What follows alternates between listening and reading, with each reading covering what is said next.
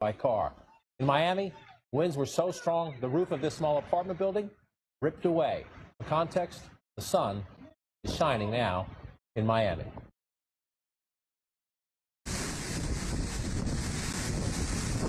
Farther up the western coast, Marco Island absolutely hammered with wind and rain.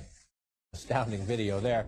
Winds like this can rip trees from the ground, snap power poles and power lines. Utility companies say more than 5.8 million homes and businesses have lost power. The head of FEMA says some won't get electricity back for weeks. That's my bed. Pots and pans. Back in the Caribbean, most people don't know where to begin for the cleanup. You just saw there on the island of Tortola in the British Virgin Islands. At least 36 people have died across the Caribbean as a result of Irma. As we mentioned, no major city in Florida is escaping the wrath of this enormous storm. CNN's Kaylee Hartung is in Jacksonville where there's severe flooding. Kaylee, tell us what you're seeing right now, and I can tell just by looking at the shot the winds are picking up. Standing right here in the middle of town as the waters of the St. Johns River flow up into downtown Jacksonville, right up Hogan Street, Water and International Streets to my left, a familiar block. If you're familiar at all with downtown Jacksonville, the Landing, a very popular watering hole, is now underwater. And this, John, is just beginning. High tide here will be at 2 p.m., so authorities say these historic flood levels we're already seeing, they will continue to rise, maybe 4 to 6 feet above that high tide level here. Now here in downtown Jacksonville, you can't go east. Here you've got the south side and then the barrier islands of Jacksonville Beach and Ponte Vedra Beach, familiar vacation spots for many. But the bridges that go east, they are closed. They are closed to any traffic trying to go that way. Authorities do all they can to get people off of those islands. Westbound traffic is allowed for any people who tried to ride out the there. First responders in position to make rescues if needed. We've learned from the sheriff's office here, they were making some waist-deep water rescues already today. But again, John, the caution as we see a fellow right here to my left with his cell phone out, observing this site downtown. The storm for 3 days remained at that highest level on the hurricane scale longer than any storm in the satellite tracking era. Packed sustained winds of 185 miles an hour for 37 hours. That's another record. Meteorologist Chad Myers joins us from the CNN Weather Center with the latest on Irma's path. Now a tropical storm, Chad, but walk us through what Florida has seen and what's next. Well, it came on shore, John, very close to Cudjoe Key, which is just to the east of Key West, the long island chain there called the Lower Keys. And then very close to Marco Island and Naples, and overnight just to the east of Tampa, west of Orlando. Right about here right now, the onshore flow still pouring into Savannah and Jacksonville and all the way into Charleston. Record flooding going on, as you just saw there.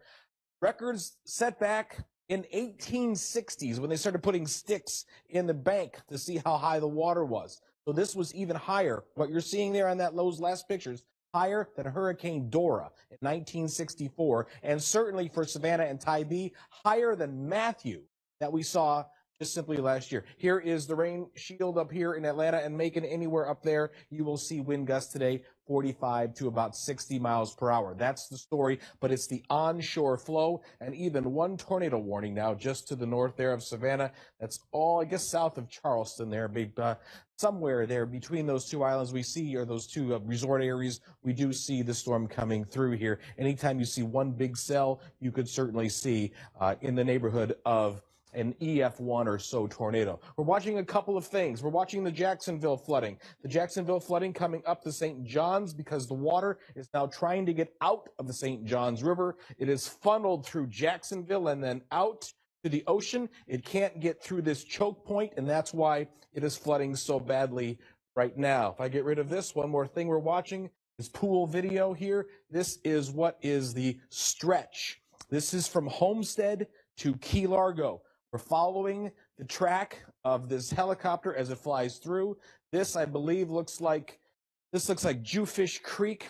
It is the highest part of this bridge. It is a bridge that used to be very, very low, and an opening and closing bridge. They finally fixed that and made it very high. It was a 3-lane road, a very dangerous road. Anybody could pass in the middle, and it was a dangerous stretch, as they called it, the stretch Now it is a little bit safer because they did put a barrier in there. Now we're coming down here. This is going to be Key Largo. This is south. This right here is going toward Key West. They're now spinning around. This would be John Pennekamp State Park as we go up through here. Now we're going to continue to fly. As we fly this way, the numbers, the mile markers will get lower all the way until you get to 0, which will be Key West. We'll keep watching this. As they go farther, John, we're going to see more and more damage because we're getting closer and closer to the eye.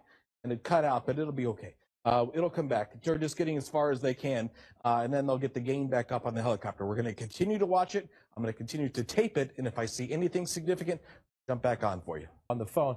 You've been through a half dozen of these, maybe 8 of them. Tim, why was Irma the biggest? Tell us about the peak moments. The biggest challenge is just getting around. Most of the destruction we're seeing is related to the foliage, to the trees. There's a lot of trees down, a lot of branches down, fencing down. On the southbound side, which is the ocean side of West carports and aluminum and stuff off of the trailers that are on that side of the road. Most of the destruction is on ocean side. Bay side fared pretty well. Ocean side got hit really hard. One of our favorite places to eat down by the fisheries, the water's by 3 or 4 feet. A lot of flooding damage there. But like I say, mostly it's just debris and trash on the road at this point. Tim, how many people rode it out the marina? There were 6 of us all together at our marina and 1 at the marina next door, so 7. A couple that left real late in the storm and just got back. Also, they didn't leave the island. They stayed on the island. Tim Jones speaking to us from just close to Key Largo, Florida, where he rode out the storm. Tim, appreciate your time and your insights today. Certainly glad you made it safely through the tough weekend. We'll keep in touch. A quick update before we go to break. Florida's major airports remain closed today as authorities assess the damage while Irma makes its way north. Take a look at this. It's what the skies over southeast United States look like. That's a typical Monday. And then today, air traffic virtually shut down over Florida, most of Georgia. Irma already forced the cancellation of at least 12,000 flights. More of our coverage in just a moment. We'll be right back.